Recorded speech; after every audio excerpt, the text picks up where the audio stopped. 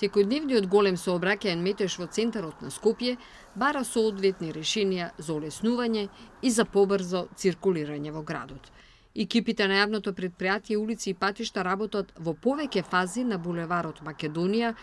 за поставување на нов сообраќаен режим. Во тек е првата фаза од булеварот Македонија, кој што кај луѓето е попознат како булеварот под Дајмонд, односно што треба таму е потребна и втора и трета фаза ќе има. И сега сме во фаза на распишување на тендерот за втората фаза, со што очекуваме и со физибилити студиите што се направени, дека проточноста на сообраќајот во централното градско подрачје некаде ќе се подобри за околу 30%.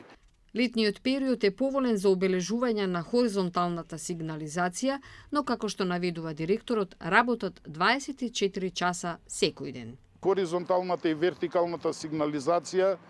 практично секојдневно се прави мониторинг и се собираат информации од најразлични чинители, почнувајќи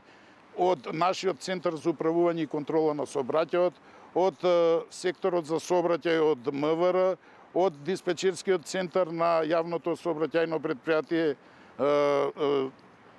бидејќи нивните возила се движат по територијата на градот, значи секаде каде што има некоја аномалија или одстапување, односно оштетување на вертикалната сигнализација, дали се работи за сообраќајни знаци, дали се работи за семафори,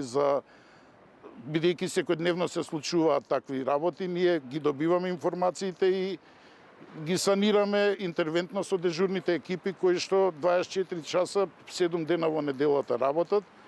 Иако постојано се работи на градските улици, сепак градот Скопје е далеку од метропола со лесен, брз и динамичен сообраќај.